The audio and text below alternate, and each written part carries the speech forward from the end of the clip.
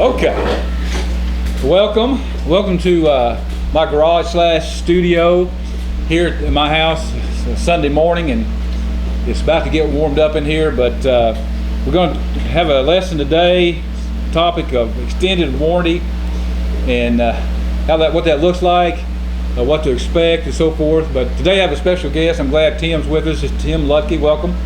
Nice to be here. All right, good to have you. And so this is like take 3, I think, here. We had a couple of technical difficulties a while ago, but we've got that straightened out. All right, so again, we want to talk about extended warranties, and we talk about whether they're good or not. And generally speaking, I guess we'd say that it's a pretty good deal, right? Yeah? Yeah. Nowadays, especially with expensive repairs going up and parts and labor, and so it's definitely a wise decision, especially if you're buying a newer model, later model vehicle. Right. Yeah. The new cars have, well, all cars have expensive parts, but the new ones have a wide range of expensive parts nowadays, not just engines and transmissions, but also a lot of electronics and so forth. And so, before we get into that though, I want to let Tim introduce himself a little bit and tell us a little bit about his background in the automobile business. Well, I've been in the auto business for 10 years now, 9 of which at Hudiburg. Right. Most of that time working with you. Right. Right. My first year worked at a tire shop before coming over to the dealership, so didn't get a whole lot of experience there, but still automotive related nonetheless. Right. Right. Well, good. Like I say, Tim and I worked together for 8-9 years there at Hudiburg Chevrolet and had a good professional working relationship. Serviced a lot of customers' cars. Some of them customer pay, warranty, and the extended warranty service contracts. So today we want to talk about a particular contract, or give an example of a particular contract. And I'll mention this Millennium Automotive Protection. So I just have their little brochure here. In the opening, they says, we extend the life and value of your automobile. Something to think about. Your vehicle is your transportation, your mobile office, your cargo hauler, your cruise mobile, your family memories, and your personal statement. Excuse me. I'm gonna have to get a drink of water already. We've already talked for 30 minutes a while ago. So your family memories. I mentioned this too. I've got plenty of pictures of myself, family by the car. As probably you do too. Yeah. Oh yeah. So it's a lot. It's sometimes the family vehicle is part of the family. I know we had a particular little Malibu station wagon for several years. Matter of fact, our firstborn son came home from the hospital in it, right? And when he turned 17, he started driving that same vehicle. Yeah. So we had it a long time, and a few years later after that, after he turned 17, we sold it, right? And he was like, "Oh man, I can't believe you sold the family wagon," right? But we did, So we had a lot of memories in that car because the second child came home in it and everything else, and we traveled all over the country in that thing. So we spent a lot of time in the vehicle. Nowadays, you mentioned mobile office. Nowadays, with the hands-free telephones and all that kind of stuff, people are taking care of business in the car while they're traveling and things like that. So it's quite an investment. Also, part of the family mobile activities there. So it also mentions here that keeping your car in good shape keeps the value up, keeps your experience good, and so forth. Resale value, and so forth. So it says guard against depreciation while also protecting your financial well-being from costly repairs. With Millennium Automotive Protection, your investment will never outrun its prime. So what do you think about that, Tim? Well, I think it's definitely an accurate statement. Obviously, a vehicle that's well maintained, well cared for, it's going to have a higher resale, and that includes, when repairs come up. So not just making sure you have your oil changed or putting tires on it when you need tires, but also making sure mechanically it's sound, and that's kind of where that comes into play. Right. So there's a lot of companies out there, and you can find that on Google and whatever resource you have like that. But there's several different companies. Millennium is one of them, and this is one they sell at Hudiburg, right? Yeah, that's one of the best ones that's out there. There's several different, all different kinds. Some with coverages that aren't so great, and then others even backed by the manufacturer of the vehicles, which are kind of a top tier warranty as well. So, right. We've talked about that before. If the manufacturer, whether it's GM, Ford, Chrysler, Infiniti, whatever kind of car you drive, if they have a factory authorized extended warranty, those usually are, like I say, a top-notch type deal. yeah, I know General Motors used to have one they called GMPP, which is General Motors Protection Plan, and it just was easy to work with. They covered most everything they said they covered, and just didn't really have too many problems with it, and it was really a good package. But these other companies, also, there's a lot of other good companies out there too. So we'll just cover a little bit, mention here about different levels of protection that Millennium offers. So they have a bronze, silver, gold, and platinum. Okay, so kind of self-explanatory in a sense, but bronze starts out with engines and all the related parts inside of an engine. They list a bunch of parts there. Turbochargers, superchargers. Obviously, those are only ones that are installed from the factory, not some kind of performance installation. Transmissions, automatic and standard. Some related parts with that. Transfer cases, if you have like a four-wheel drive vehicle. Drivetrain, which is front and rear axles and so forth. Then silver adds to that with steering components, brake components, but not brake pads necessarily. We'll talk about that. Electrical things like alternators and starters and ignition switches and so forth. Air conditioning, fuel delivery like fuel pumps and so forth. Then the gold level covers front and rear suspension components. It's more heating and air conditioning, some enhanced electrical things like radios and so forth, luxury packages. So radios can get kind of expensive these days too, right? Yep. Things like that. Several $100s easily. Radios, displays, DVD units neighdays as we become very popular in some of the SUVs. So yeah, very, very expensive stuff. They're expensive. Neighbor drove by a while ago, had the door open, they waved. That's why I was waving at the neighbor there. So we're a little bit informal here, or informal. Let's say it that way, not informal, that's not the right word. Also, then they cover some interior and exterior appointments, they call it, like different hood latches and cables and charging points and roof racks and even some factory says supplied wheels there.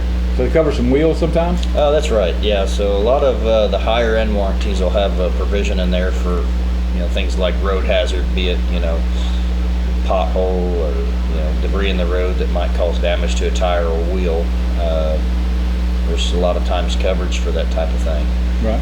So it's behind the scenes more or less, but definitely something to consider when buying these type of warranties that might be a complement to your auto insurance policy. So well, that's good. So some of those wheels nowadays are expensive too, aren't they? oh yeah. Yeah. And I've easily when we get wheels seem like they're getting larger and larger these days, so I know even General Motors that I'm most familiar with, they've got factory 22-inch wheels that you'll probably spend close to $1,000 for one. So For one wheel. Wow. Yeah, so that gets expensive. So then the platinum level just puts all that together, plus some other things like 24-hour towing, rental car benefits, 24-hour roadside assistance like a dead battery, lockout service, trip interruption benefits. So if you're on a trip, they'll cover some of your cost while you're down and getting the vehicle repaired. And then then it also has a nationwide coverage here, serviced by any ASE certified technician. So that's a pretty good deal there, huh? that's right. Yeah. Yeah, so along those lines, if we talked about before too, that some warranties are only a point of sale. You got another word for that. What do you call that? Proprietary. A proprietary warranty. So you may buy a warranty from a new car dealership, and but they only service that themselves.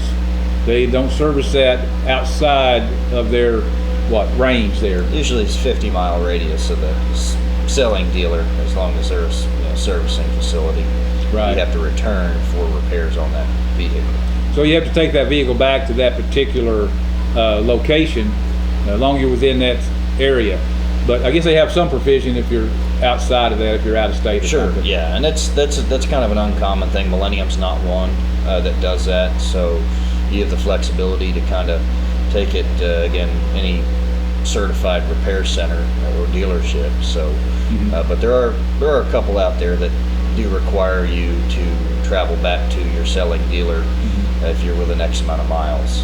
And living here in a metro area, that would come into play possibly. A lot, yeah. Yeah, because there's a lot of dealers within 50 miles radius here, and you might buy the car one place and have it serviced somewhere else. Or you might want to come see Tim, right? But you bought the car somewhere else. So that would come into play and cause some hiccup there, right? All right, so we have different levels of repair. We talked about engines and transmissions there. So what's the largest claim that you've had on an extended warranty? Probably the largest claim that I've made with an extended warranty for a single repair, I would probably say $6,000. Yeah, $6,000. that's a lot of money. It is. Yeah. $6,000. So, of course, the vehicle may be worth $30,000 or $40,000, but still, $6,000 repair is quite a bit to take. So, most warranties cost about $2,000, $2,500, something like that. Yeah, right in that ballpark. Yeah. So, something to think about when you're purchasing a new car or a used car, because you can buy these warranties on a used car up to what point, do you think? I'm not sure the exact number. I do know that as that vehicle age and mileage is higher up, the level of protection that you can purchase is capped. Okay. So you might not be able to get the benefits that you would if you purchased it, when the vehicle was brand new, as let's say a wrap type plan, as it kind of comes on the back side of that manufacturer's warranty once that expires. But typically on your used vehicles, they have to be under a certain mileage or age for them to qualify for what I would consider a decent policy, one that's still worth the investment. Right. Good. So you can usually at a dealership purchase the warranty up front, and so you're kind of double covered there in a sense. But because you want to keep in mind too, whatever the factory warranty is, and as far as your investment and purchase, because they do have good factory warranties that are extended out longer times nowadays. I know when I first got in business, it was 12 months, 12,000 miles, and that was it. Yeah, well, you actually bring that up. It's a good topic because I know a lot of the manufacturers have brought down their powertrain a little bit, right? Which is, those are the expensive repairs, right? Tend to be anyway, and right. So a lot of the auto manufacturers have now scaled the mileage on their powertrain warranties down to 60,000 again, right? Like it had been 10, 15 years ago. So that even more the reason to consider taking out a warranty, in my opinion, to cover those items, as the manufacturer just caps out at 60,000 now on a lot of things. Right. And for a while they were running 100,000 mile warranties. That's right. Yeah, on that kind of stuff. So they revamped that and scaled it back. A lot of them have. So a lot of factors come into play when you're looking at this. But generally speaking, unless you can fix it yourself, like we kind of have access to, it's a good idea to have this because there's a lot of expensive parts on there, and the labor rates have continued to go up. I know Hudiburg, it's how much is it there? $145. $145 an hour. That's $145 an hour labor rate. So that adds up pretty quick, along with the price of parts and so forth. Okay, so let's move on to kind of your area of things here too. So let's say a customer comes in they've got 2, 3, 4 items that they want to look at on the car, and they've got their Millennium contract in hand, and so what happens then? Well, at that point, we do have the customer authorized diagnostics up front in order for us to proceed and paying the technician time to look into these concerns. And then once those items have been identified and diagnosed properly, we'll get that estimate submitted over to the warranty company, whether over the phone, online. Online's pretty popular nowadays. Right. And await for their response. And sometimes, depending on the dollar amount of the claim, they'll often elect to send out an adjuster or inspector to kind of take a look at the vehicle, review the different concerns, and so on and so forth. Right. So that's one of the things to expect there. There's going to be some upfront and okay to work on the car. I mean, and that's really kind of a normal thing, right? Sure. With any car you bring in, you have to sign a ticket that says, I'm okay with you looking at my car, and I understand there may be some costs involved, even though I have a factory warranty, right? And or an extended warranty, because sometimes the factory warranty doesn't cover a particular part, Sure. something that's happened. Once you're outside the bumper-to-bumper warranty through the manufacturer, as we call it, you fall into, for instance, on a powertrain or emissions coverage to the manufacturer, it's all component specific, so it's a limited warranty. Yeah, exactly. Kind of narrows it down a little bit. So another thing to expect there too is that, particularly if there's a major repair, like say, and something happens with the engine, like the head gasket's leaking, they have to take that down to that point of failure, you call it? That's right, point of failure. And so you may be required to okay that upfront money of 3-4 hours of labor. Tim's going to tell you about that when he calls you, and then see how the extended warranty goes from there. So something else to expect there is maybe a little bit of delay in getting the car back, right? Sure, yep. Especially if in fact they do have to send somebody out to inspect the vehicle. Usually that window for them to come out and do that inspection is anywhere from 24 to 48 business hours. Right. So, it not out of the question, can be 2 or 3 days before that takes place. Right. So your car could be down a little bit longer. Good reason to have that rental insurance on Right. there. Yep. Too. And So they cover the downtime for those inspections as needed, as long as the repair is covered in the end. okay. So long as the repair is covered and it takes the guy 3 days to get out there and look at it, they still go ahead and cover their rent car. So that's good to know. But just know that your car may be down a little bit while. Plus, I know we've had delays in the past too for parts shortages and things like that. Sure. Yep. Yeah. Sometimes they go on strike and other things happen where parts are hard to get. So some things that might cause dissatisfaction, we mentioned that a little bit. So there's some upfront diagnostic fees that may or may not apply. Okay, but then there's also a deductible, right? Correct. Yeah, most of your extended warranties will have a deductible of some kind. The most common's $100 or $200 deductibles. I have seen it higher, but the highest deductible I've ever seen on an extended warranty was $350. Oh yeah. So, and that was it was just one instance that I had run into that. So there's some that don't have a deductible. Right. I've seen some that had zero. That goes kind of back to some of those manufacturer specific. Because I remember a GMPP used to have a zero deductible, and Pay a little bit more for them, but it cost more up front, but you didn't have a deductible when you brought it in.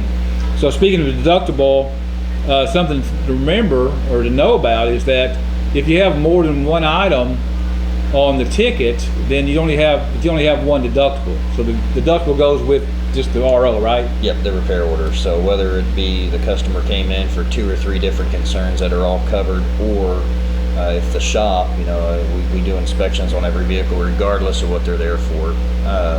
And a lot of the claims that I file are they have items that we've noticed on the inspection, whether it be suspension related stuff, oil leaks, for instance, things along those lines. Mm-hmm. And again, even with the customer concern that they originally brought it in for, if we add that onto the claim, it's still one deductible. Right. So it's just something good to know that if you just have one item that you want to have fixed, that's fine, but there'll be a deductible for that. And if next week something else happens, then there's a deductible on that one. So just know that if you can if you can wait, or if you can, if you can stack those up, you get one deductible per RO or repair order. So this is something to know, that's how that works. Okay, so those are good things to know about. So there's some upfront money possibly. Some things aren't covered. Again, this is not the contract here. This is just the sales brochure. But when you sign the contract, it is an actual legal contract, and every contract, as we know, has some fine print in it. That's right. So some things aren't covered, and they get very specific sometimes. Then they also have some extenuating circumstances, you might say, or something's related to this or not related to that. It can cause some dissatisfaction. So tell us a little bit about what happens when a claim is denied and why it might be denied. So one of the most common reasons for a claim being denied on a component, let's say, that is eligible for coverage, but again, in the end, it turns out that the warranty company has denied the claim, denied the repair, is lack of maintenance. That's probably the one biggest thing that we run into on a denied claim. Right. Some other things that come up, maybe has the vehicle been modified since it was originally purchased? Is there commercial use that wasn't implied with the warranty that was originally sold? So all those things can affect the outcome of a covered or non-covered claim. So a couple of things that come to mind there, as you mentioned, that is like some of these pickup trucks. They like to put lift kits on these pickup trucks. Right. Sometimes you buy it new like that, and sometimes that's done afterwards. And so that can get kind of sticky sometimes, right? It can. Now, I mean, the warranty companies, they sell policies specifically for that type of modification. So if it's been modified prior to the sale, and that's part of the whole car deal, there's actually a part in the contract that allows for replacements, replacement of parts that were either not factory or came on the truck aftermarket type of a deal, modifications, so that way they can still cover failures to those components if something came up. Yeah, well, that's good. So I also know there's we've talked about this before too, about commercial use and so forth.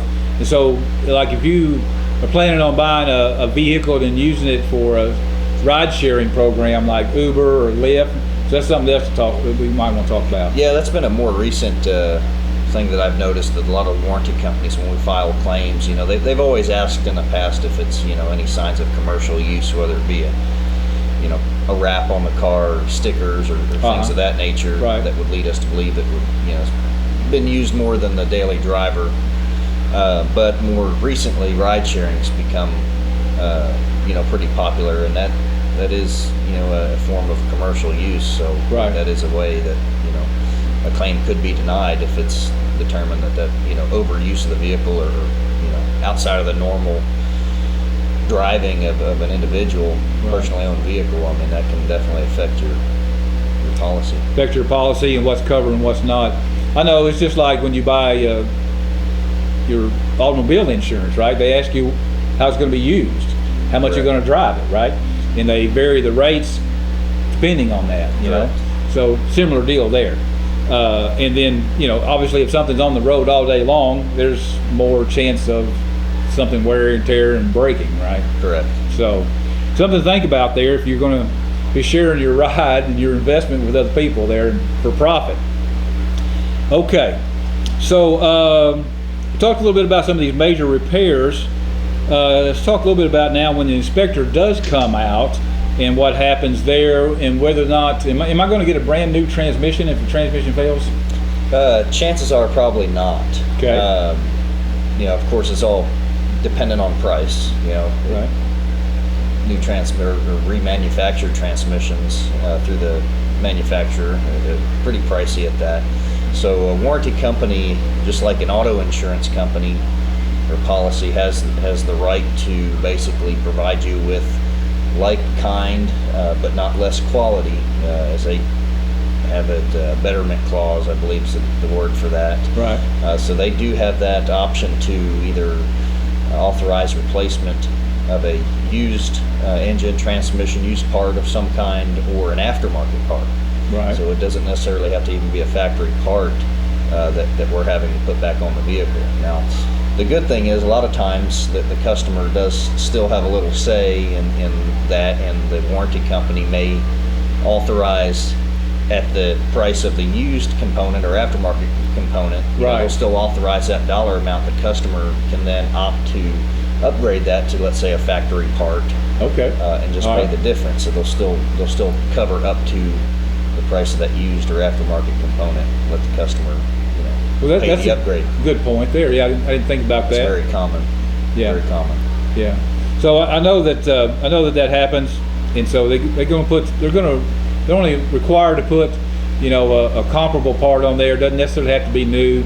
I know in previous times, other places I worked, customer would have a transmission failure, like at 10,000 miles, and they were just demanding to have a brand new transmission, and that really just doesn't happen. It doesn't even happen, with factory warranties, because you can't get a transmission off the assembly line and sell it like that. They were always reman, even though it was under the factory warranty. You got a reman engine, a reman transmission, but it was factory authorized, but it was still not brand new. Okay, so the warranty company can supply some of their own parts sometimes, as Tim mentioned. Sometimes that can cause a little bit of delay in the repair too, right? Absolutely, yeah. If we have to order something in, or if they send us something, Right. And a lot of times too, we try to avoid that if we can. We may work a deal with the warranty company to minimize the customer's out of pocket if there was a large difference in price. So I've done that several times, where we may ask our parts department to kind of meet in the middle, or try Right. to price match. And that's also to the benefit of the shop, because of course we want to sell you our part, but Right. we got to make sure it's a business, so we're trying to make money as well. Right. But if you've got the part on the shelf and you can kind of meet that price, and then that's good for the customer too, and expedite the repair. So we talked about that. I talked about multiple repairs on the RO and diagnostic charges. That's good. So what happens though when a claim is denied? How does that look then usually? So generally, when a claim is denied, of course the warranty side of it's out of it. So we'll then work with the customer to try to get the best price to either move forward with repairing, let's say, an engine or transmission, that overhauling it, or just outright replacing it, put a remanufactured unit in there. But unfortunately, at that point, any diagnostic, any tear down, plus the actual cost of completing the repair would fall 100% on the shoulders of the customer. Right. So we hope that doesn't happen. That's one of the reasons we're kind of talking about some of this stuff, some things to keep in mind to keep that from being denied. Have the best policy that you can afford, right? Keep your maintenance up, things like that. If you're using it for commercial reasons, let them know that, so that you got the right policy there. Some things like that. So all that goes together in keeping the customer happy and getting their car repaired and so forth. So anything else that we've talked about here or haven't talked about here that you'd like to mention here that I may have forgotten here this time? It seems popular these days, the phone calls that we all get, wanting to extend our vehicle's warranty and this and that, and the mailers that people receive. Right. I would definitely not recommend those. They tend to not be very good policies. Lots of exclusions. Chances are, the target group that they're after, they may have been out of factory warranty or out of extended warranty range for years. So the likelihood of you picking up a quality warranty from one of those sources, be it phone call or like say mailer, is slim to none. So I would definitely advise against those if you can. If your vehicle's within certain age and mileage, you can walk in off the street and buy a warranty from a dealership. Right. So that would definitely be the way to go if you were in the market for an extended warranty. Right. I think we've all seen those little ads and little memes on Facebook or whatever about the extended warranty companies, even contacting you on the moon or something like that. Right. So your extended warranty company, you're about to run out. And I know I've gotten plenty of those contacts from those people. So in the past. So the goal there is, in this whole deal, is just kind of like it started out in the brochure there, is keeping your investments, in good shape, keeping you happy, keeping you safe on the highway and the byways and even in town, having minimal problems with the car. I know when I working on my car, I like to have it road ready. I want to make sure that the car is ready to go